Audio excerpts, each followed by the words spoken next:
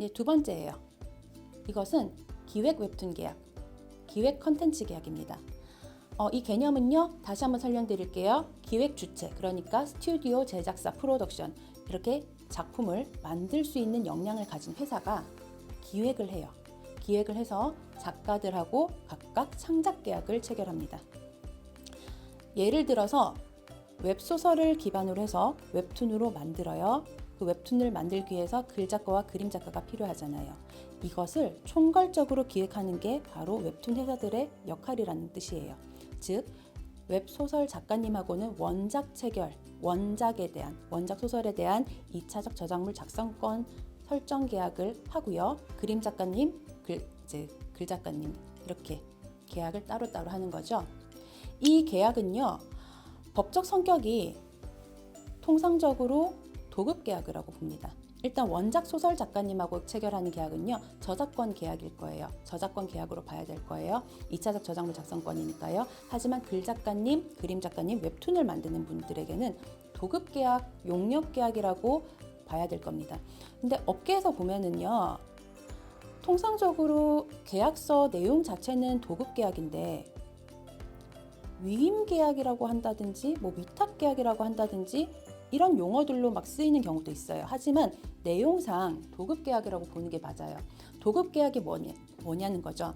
도급 계약은요, 도급인, 즉 부탁하는 사람이 수급인, 즉 부탁을 받은 사람한테 일의 완성을 해달라, 글을 써달라, 그림을 그려달라 라고 부탁을 해놓고 그 일이 완성이 되면은 보수를 주겠다라고 하는 계약입니다. 즉 여기서 중요한 건요, 조금 이따가도 말씀드리겠지만 일이 완성이 되면은 보수를 지급하겠다, 일의 완성과 돈을 주는 것은 동시이행의 관계가 있다라고 하는 거, 이거 중요해요. 저작권은요, 마찬가지로 창작자주의 대원칙이 적용이 됩니다. 그래서 창작자에게 원시적으로 귀속이 돼요. 여기서 창작자는 누구일까요? 웹툰을 만든 그림 작가님, 글 작가님이죠.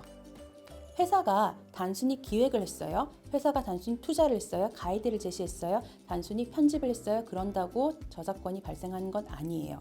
이건 대법원 판례로도 확인이 된 내용이고요. 창작자에게 원시적으로 귀속이 되어요. 그런데 이것이 회사 입장에서는 저작권이 나눠져 있는 것들을 그렇게 되면은 조금 사업을 하기 불편하니까 저작권 양도 계약이라고 하는 걸 체결합니다. 여기서 보시면요, 대금 지급이 완납되는 것과 동시에 독점적 이용 허락 또는 양도 계약이라고 하는 건데요. 원칙은 동시 이행이라고 해서 대금이 지급됨과 동시에 웹툰의 경제적 이용을 위해서 이용 허락, 양도 계약을 체결한 게 맞아요. 하지만 웹툰은요, 계속 발행이 되는, 계속 연재가 되는 거잖아요. 그냥 이제 책 한 권으로 딱 완성된 게 나오는 게 아니잖아요. 그래서 특수하게도 일시의 대금을 완납하는 것보다는 계약 구조상 선지급과 수익정산 RS 계약, 그러니까 레비뉴 쉐어링 계약으로 이렇게 체결하고 있더라라는 거죠. 이때 유의점, 기획 콘텐츠 계약에 있어서 무엇이 유의해야 되는가, 계약 구조를 기준으로 한번 말씀드리겠습니다. 기획 콘텐츠 계약은 여러 가지 유의점이 있는데 가장 핵심적인 것만 가지고 왔어요. 기획 주체가 플랫폼하고 계약을 체결하고 기획 주체를 통해서 원작자, 글작가, 그림작가가 각각 개별적으로 계약을 체결해요. 그런데 이때 매절 계약을 하시면 안 될 것 같아요. 매절 계약이 뭐예요? 매절 계약은요, 이 작품이 성공할 것인가 성공하지 못할 것인가 그게 불투명한 상황에서 1,000만 원 받고 저작권을 모두 넘기세요 라고 하는 계약이에요. 가령 2차적 저작물 작성권까지 포함시켜서 1,000만 원만 받고 그 작품을 그냥 다 넘겨버릴 수 있나요? 그렇게 했을 때 이 작품이 어떻게 얼마만큼 될지도 모르는데 그걸 끝낼 수가 있나요? 그게 어렵다는 거예요. 그 2차적 저작물 작성권과 관련해서 매절 계약으로 굉장히 유명한 사건이 있었죠. 구름빵 사건입니다. 구름빵 사건이라고 하고 백희나 작가님께서 그 일을 통해서 10수년에 걸쳐서 소송을 했던 사건이 있었어요. 궁금하신 분들은 구름빵 사건이라고 해서 이제 언론을 한번 검색을 해보세요. 저작권은요, 창작자주의 원칙에 있고요. 그래서 여기서는 이용 허락이든지 양도 계약이라든지 회사하고 계약을 체결하게 될 겁니다. 이때 계약의 1번, 2번, 3번 이렇게 각각 계약이 되고 있고요. 이것은 공동저작권 계약이 아니기 때문에 원작자, 글작가, 그림작가는 서로의 계약 내용에 대해서 비밀 유지 조항에 따라서 알기 어렵습니다. 하지만 어쨌든 이 기획 주체가 저작권을 이용 허락을 받든지 가지고 가든지 양도를 받든지 해서 플랫폼하고 계약을 체결하고 이 계약을 통해서 2차적인 부가 사업까지 염두에 두고 진행할 수 있도록 이제 이루어지는 그런 전체적인 구조가 있습니다. 2차 사업화와 관련돼서는요, 2차적 저작물 작성권과 관련해서 특히 유의해서 보시고요. 특히 아까 말씀드렸다시피 매절 계약이라고 하는 것들이 이루어지지 않게, 매절 계약이라고 하는 것은 가급적이면 지양할 수 있도록. 하지만 매절 계약이 항상 나쁜 건 아닙니다. 계약이라고 하는 건 내가 매절을 선택할 것인지 말 것인지에 대해서 선택할 수도 있는 자유가 있어요. 하지만 가급적이면 매절 계약은 권해드리지 않습니다. 사업화 수익이 정산 계약, 이것이 바로 제가 레비뉴 쉐어링 계약이 더 작가들에게 바람직할 것이다 라고 권해드린 이유이기도 하고요. 마찬가지로 투명한 정산이 문제가 됩니다.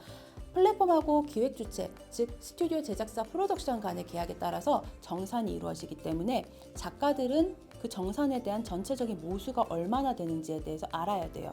왜냐하면 매절 계약을 체결하지 않을 거니까. 매절 계약을 체결하지 않고 내가 그 수익이 발생한 거에서 일정 비율을 배분을 받을 거니까요. 그래서 이 정산에 관한 근거를 명세서 형식으로 명시를 해서 제공해 주세요 라고 회사에게 요구할 수 있어야 됩니다. 자, 세 번째예요. 공동저작권 설정 계약입니다. 이때 조금 구별을 해야 되는 건요. 공동저작물이 저작권법에 의해서 이제 창작이 되는 경우랑 공동저작권이 발생하는 경우가 다르다는 거예요. 어떻게 다르냐면요. 우선 개념부터 볼게요. 공동저작물은 2인 이상이 공동으로 창작한 저작물로서 각자가 창작에 기여한 부분을 분리해서 이용할 수 없는 것. 즉, 공동으로 창작을 할 경우에 공동저작물이 만들어진다는 거고요.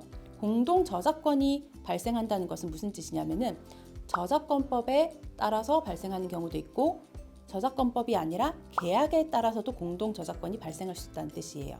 이거를 명확하게 구별하셔야 돼요. 저작권법상 발생하는 경우는 공동저작물, 저작권법 제2조 제21호에 따라서 발생하는 경우이고요. 공동저작권이 계약에 따라서 발생하는 경우는요.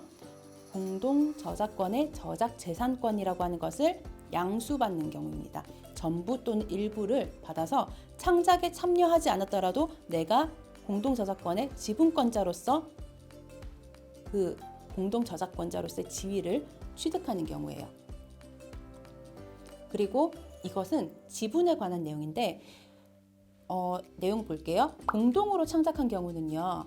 공동저작물을 이용을 해서 사업화를 추진을 할 경우라면은 이런 특약이 없을 경우, 그러니까 특별하게 서로 약속한 정이 없을 경우에는 각자가 이바지한 정도, 즉 각자가 기여한 정도에 따라서 지분이 만들어지고 각자가 이바지한 게 명확하지 않다라고 하면은 5대5 균분으로 본다는 뜻이에요. 하지만 지분을 양수를 하는 경우, 이런 경우는요 달라요. 계약상 지분을 어떻게 설정하겠습니다 라고 해서 다르게 설정할 수도 있고요. 실제로 이바지한 내용, 기여한 내용과 다르게 이익을 배분하게 할 수도 있다는 뜻입니다. 공동저작권은요. 글작가님, 그림작가님이 함께 창작한 경우가 문제가 되는 게 아니라 글작가님, 그림작가님, 회사가 함께 공동저작권 설정 계약을 체결하는 경우가 문제라고 했어요. 그러면 이거 실제로 창작에 참여한 내용과는 다르게 이익 배분을 다르게 설정할 수 있다라고 하는 이 내용을 한번 유념을 해서 생각을 해보셔야 됩니다. 이 공동저작권이 설정되는 것은요. 작가하고 그림 작가님이 공동으로 창작한 경우뿐만 아니라 작가님들이 플랫폼과 함께 계약을 체결한 경우가 문제가 된다라고 말씀드렸어요. 일단 이 내용들을 볼게요. 공동 저작권의 행사, 저작 인격권이든지 저작 재산권이든지 전원의 합의에 의해서 만장일치에 의해서 행사를 해야 합니다. 민법상 공유의 법리와는 달라요. 그 다음에 계약의 체결이라고 하는 것도 마찬가지로 저작물을 통해서 사업화를 추진하려고 한다면 공동 저작권자, 즉 인격권자든지 저작재산권자든지 모두 전원의 합의에 의해서 계약을 체결하라라고 하는 게 중요해요. 그런데 실무에서 지금 제가 살펴보다 보니까 좀 계약이 이상해요. 공동 저작권은요, 전원의 합의에 의해서 행사가 돼야 되는 게 맞는데 회사하고 글 작가님이 따로 계약을 체결하고요. 회사하고 또 그림 작가님 또 따로 체결하고요. 글 작가, 그림 작가가 서로 계약 내용을 몰라요. 그래서 이게 서로가 그 계약 내용을 알아야 전원의 합의를 하든지 아니면 만장일치를 시키든지 그런 내용을 결정할 수가 있는 건데 그게 안 되는 경우가 문제더라라는 거예요. 그래서 이런 경우는 사실상 회사가 공동 저작권을 설정을 해놓고 그 지분에 따라서 대표권을 설정을 받아서 단독으로 의사결정을 하게 되는 경우가 있단 말이에요. 그래서 이 경우는 유의하셔야 됩니다. 공동 저작권은 전원의 합의에 의해서 행사될 수밖에 없기 때문에 저작권법상 제15조 제2항, 제3항, 그리고 제48조 제4항에 따라서 대표권이라고 하는 걸 설정을 할 수가 있습니다. 그래서 대표에서 만장일치를 항상 이제 보장할 수는 없으니까 대표권을 행사할 수 있는 자를 정할 수 있다라는 건데 그 대표권에 대해서 제한이 있을 때는 그 제한 내용을 모르는 제3자에게 대항할 수 없다라는 내용이 있어요. 그래서 공동저작권 계약을 할 때는 항상 정말 중요한 거는 이 구조상 전원의 합의 내용을 알 수 있도록 대표권을 설정을 해두었지만 계약을 어떻게 체결할 것인지에 대해서 알아볼 수 있도록 함께 계약을 해놔야 된다는 뜻이에요. 즉 공동 저작자 A, 공동 저작자 B가 있으면 같이 창작을 한 주체, 그럼 여기는 저작권법상 공동 저작권이 발생하는 경우, 하지만 회사 공동 저작 재산권자가 지분 양수도 계약을 체결하거나 공동 저작권 설정 계약을 하게 될 경우라면은 다 함께 공동 저작권자가 된다는 뜻이고요. 이때 세 사람의 만장일치를 항상 보장할 수 없기 때문에 대표권 설정 계약이라고 하는 게 있고, 그 다음에 이때 대표권자가 아마 회사로 지정될 겁니다. 그럼 대표권자로서 회사가 플랫폼과 계약을 체결하는데 회사가 그럼에도 불구하고 같은 공동 저작권자들의 의사를 존중할 수 있도록 대표권 설정 계약을 잘 해두어야 한다라는 뜻이었죠. 그래서 공동 저작권, 그다음 공동 저작권 행사, 2차 사업화 추진을 할 때 있어서 대표권의 설정, 대표권자 단독 행사라고 하더라도 제한을 할 수 있는 법리가 필요하다. 그 다음에 정산 내역도 마찬가지입니다. 대표권자, 그러니까 회사하고 플랫폼이 계약을 체결할 거예요. 가급적이면 저는 공동 저작권자들은 전부가 회사 플랫폼하고 계약을 체결하길 바라는데, 왜냐하면은 대표권자하고 회사끼리만 계약을 해버리면은 계약 문헌상 또 비밀유지 조항이라고 하는 게 들어가요.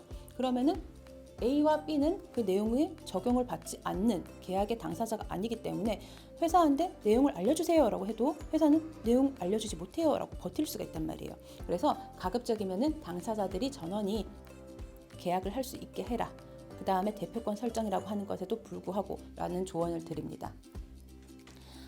제 마지막 네 번째 유형이에요. 업무상 저작물입니다. 업무상 저작물은 최근에 많이 나오는 유형이라고 했어요. 웹툰 회사들이 웹툰 세계관을 만들어가는 것들, 그리고 회사의 직원을 채용해서 직원인 창작자들이 창작하는 저작물들입니다.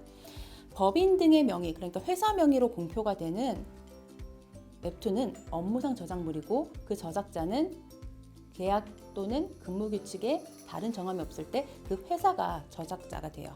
그러니까 회사한테 저작권이 귀속이 된다는 뜻입니다. 이것이 창작자주의 원칙의 예외라고 하는 건데요. 이때 항상 또 그런 것이냐? 그런 건 또 아니에요. 근로계약이라든지 근무 규칙이라든지 따로 별도로 설정하면은 그 창작한 사람 자체한테 저작권이 귀속이 원시적으로 발생할 수도 있어요. 유형은 말씀드렸어요. 1인 웹툰 작가가 흥행에 성공해서 법인, 회사를 설립을 해요. 그 다음에 스태프를 채용해서 스태프를 통해서 창작을 하게 하는 경우입니다. 두 번째, 회사가 자체적으로 작가 베이스가 아니라 회사 자체가 설립이 되어서 스태프를 채용해서 창작한 경우가 있다라는 거예요. 이때 중요한 것들, 스태프, 창작자인 스태프들에게는 어떤 계약이 필요하냐?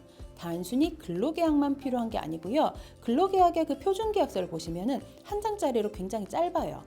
그래서 그 근로계약 자체를 창작자들의 스태프 계약으로 할 수는 없고 두 가지 필요합니다. 첫 번째, 근로계약뿐만 아니라 창작자로서 작품이 성공이 되었을 때 인센티브를 받을 수 있는 계약을 체결하시는 것이 좋습니다. 가령 이제 회사 대표님들이 변호사를 찾아와서 물어보시는 것들 중에 하나는 창작자가 굉장히 큰 성과를 냈는데 보상을 지급을 해주려고 했더니 저작권법에 규정이 없더라는 거예요. 저작권법은요, 업무상 저작물에 대해서는 보상 청구권이라고 하는 것, 추가 보상 청구권이라고 하는 규정을 두고 있지 않습니다. 그래서 이런 경우는요, 회사의 내부 인센티브 제도라든지 회사와 근로자 간의 그 별도의 근로계약 상에서 인센티브 계약이라고 하는 거를 명시를 해줘야 되는 거예요. 그다음 두 번째로 퇴사한 창작자입니다. 작가들은요, 내가 어느 회사에 다녔어요 라고 하는 그런 이력이 중요한 게 아니라 내가 어떤 작품에서 어떤 역할을 했어요 라고 하는 게 중요해요.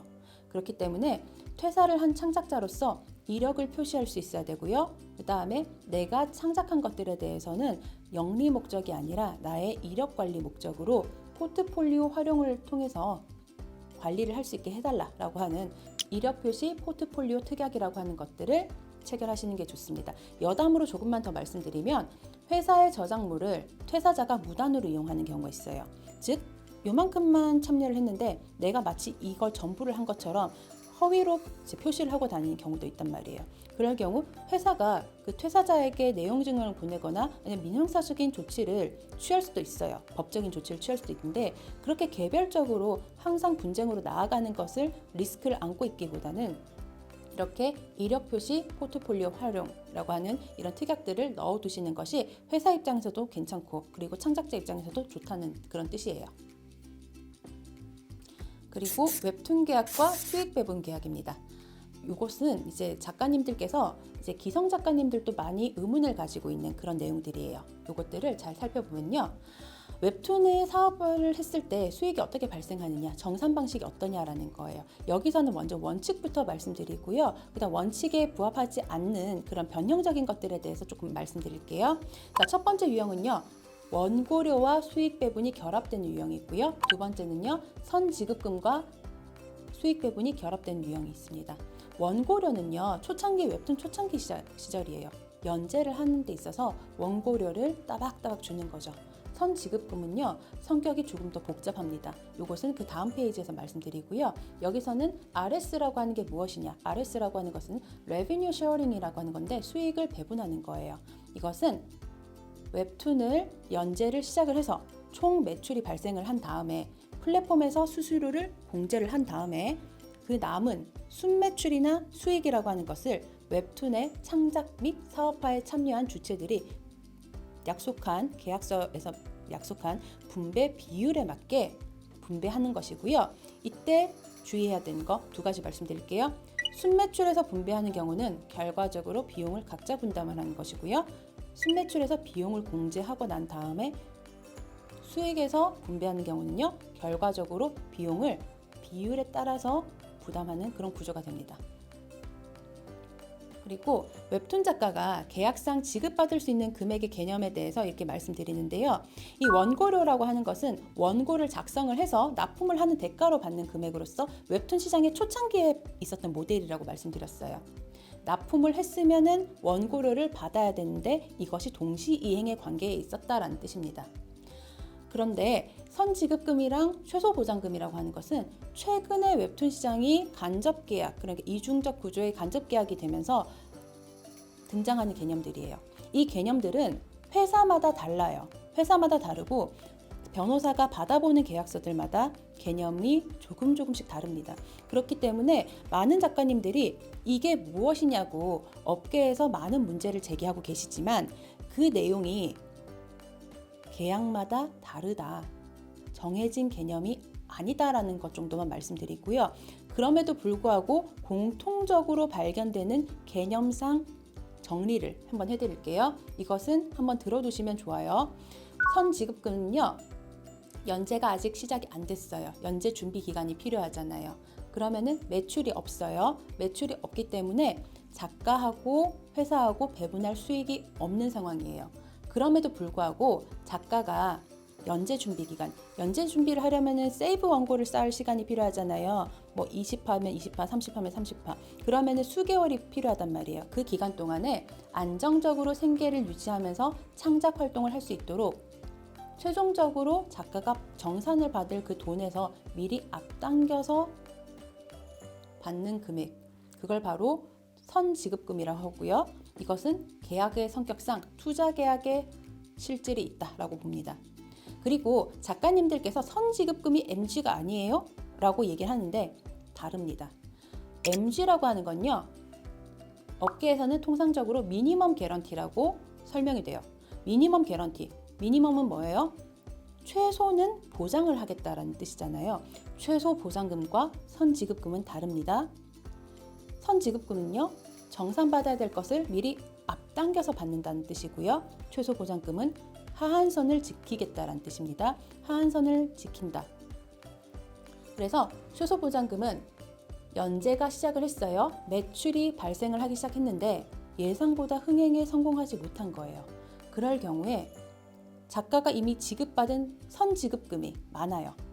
그럴 경우에 선지급금의 총액보다 배분받을 순매출이나 수익이 더 적어요. 작가한테 정산된 돈이 더 적으면은 이 경우 작가의 원고를 작성한 대가, 그리고 납품을 한 대가, 그 다음에 생계 유지에 대한 최소 보장의 취지에서 회수하지 않기로, 여기서 투자를 회수하지 않기로 약속하는 금액이에요. 그래서 최소 보장금이라고 하는 것이고 이 개념은 다르다.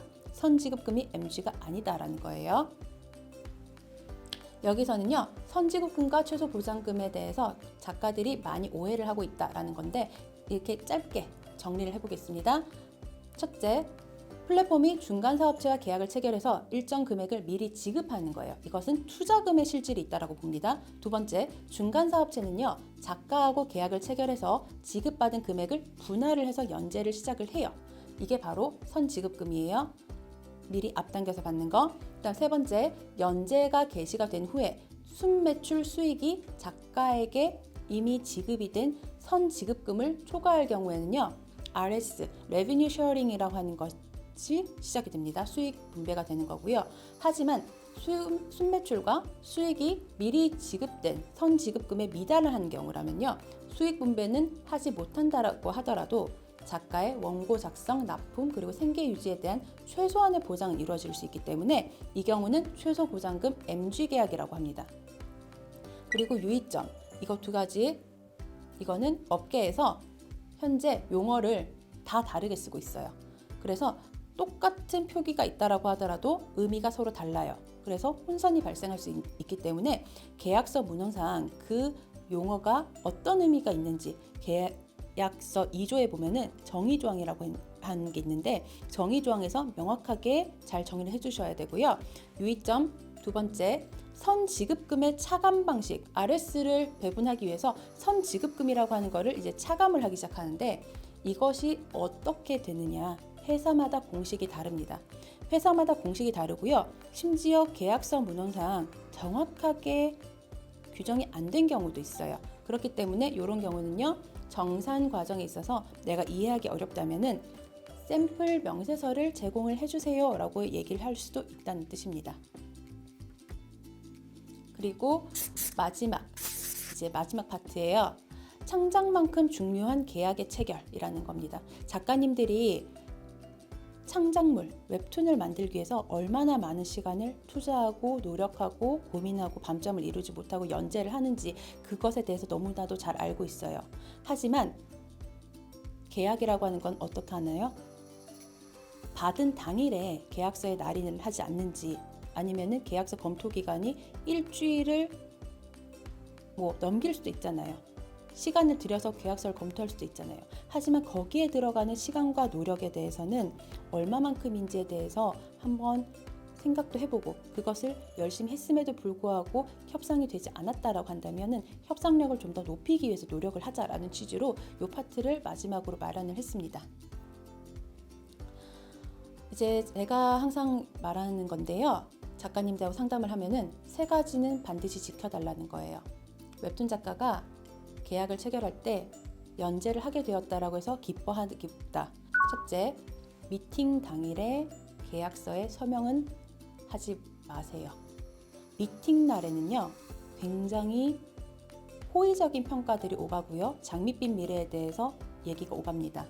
그래서 미팅은 미팅답게 즐기시고요. 미팅 때 나왔던 중요한 내용들을 머릿속에 담거나 메모를 잘 해오셔서 그 내용들이 계약서에 있는지 확인을 하시고 검토를 한 다음에 서명을 하셔야 되는 거예요. 즉 당일에 하지 말라는 뜻이고, 두 번째, 계약서는 시간적인 여유를 두고 검토해서 수정을 해야 된다. 즉 업체가 만약에 작가님 저희 믿으시고 계약서 서명해 주세요. 그냥 서명해 주시면 돼요.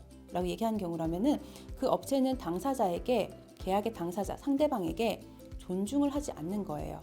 그렇기 때문에 작가로서는 바로 날인을 하는 게 아니라 시간을 좀 주세요. 1주일, 2주일 정도 저희가 좀 더 알아보고 올게요 라고 얘기할 수 있는 용기도 필요해요. 세 번째, 계약서에 반영되지 않는 특별한 내용은 반드시 문서로 남겨놓으세요. 이것이 왜 중요하냐?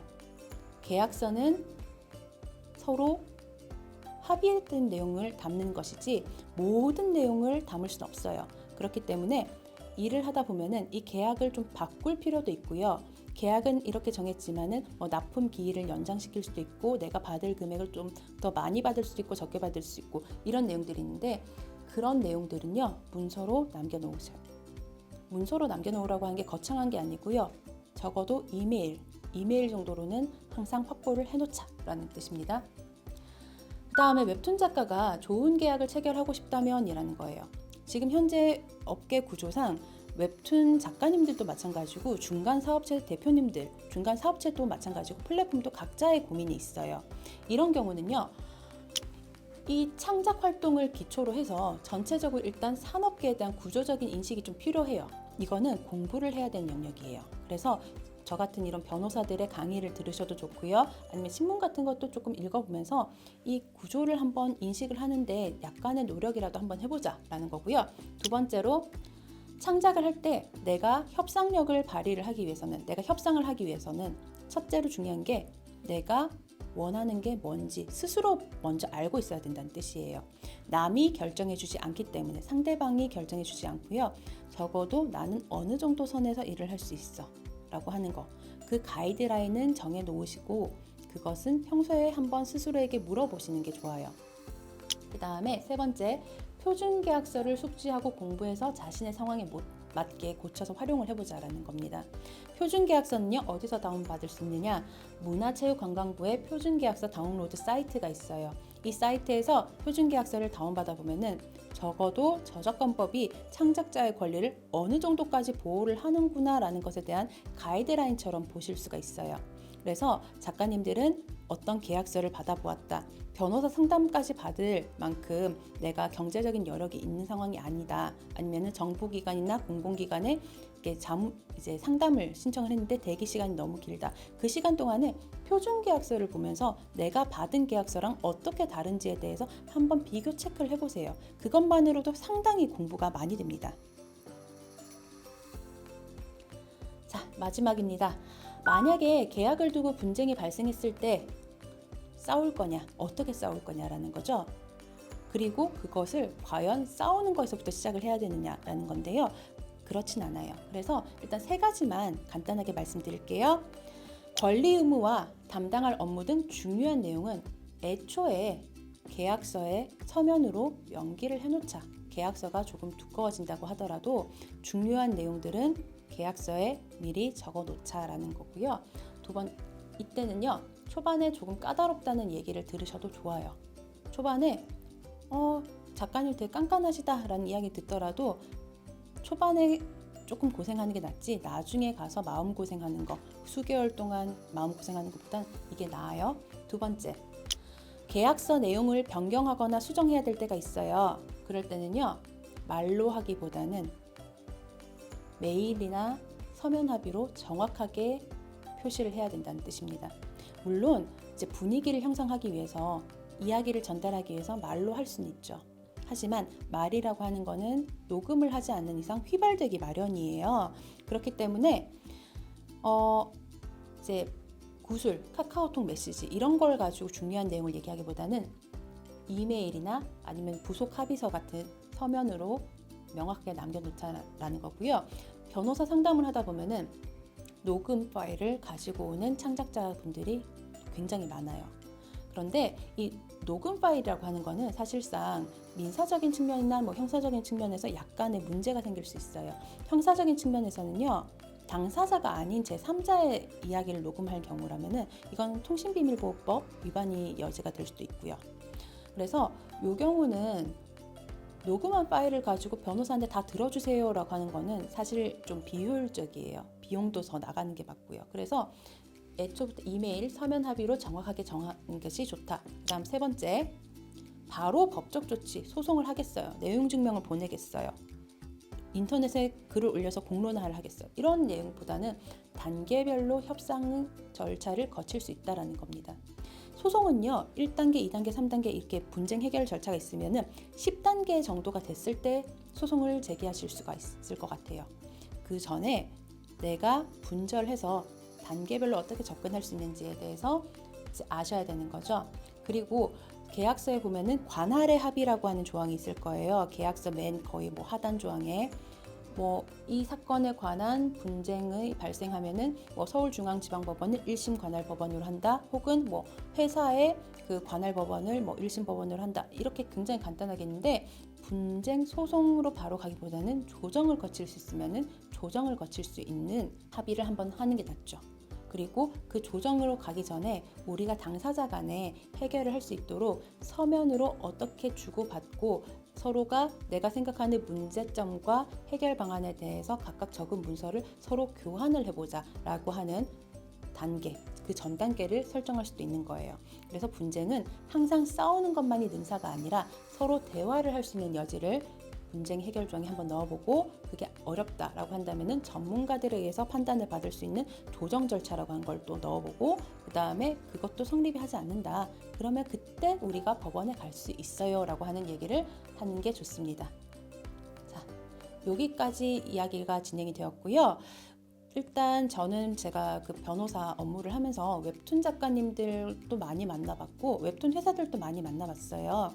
이때 각각의 지위, 각각의 자리에 따라서 항상 고민하는 것들이 달랐고, 이 고민들을 변호사로서 듣다 보니까 이 웹툰 산업계에 대해서 굉장히 입체적인 시각으로 바라볼 수가 있었어요. 그래서 전 이 부분에 대해서 앞으로 분쟁이 발생하고 서로 대립하는 구도로 나아가기보다는 서로가 입장을 한 번 더 이해를 해보는 계기가 마련되면 참 좋겠다는 생각을 하고, 그래서 작가들에게는 그 저작권 그리고 법률, 계약에 관한 교육안을 제시를 해보고 싶었고, 실무자들에게도 마찬가지로 작가들하고 어떻게 소통하고 커뮤니케이션하고 법적인 문제를 어떻게 해결하는지 그 부분에 대해서 이제 교육을 하고 싶었다라는 그런 소망이 있었어요. 이번 강의를 통해서 일단 유튜브를 통해서 작가님들하고 소통할 수 있는 기회가 생겨서 굉장히 좋았고요. 일단 저의 강의에 대해서 여기까지 들어주셔서 정말 감사합니다.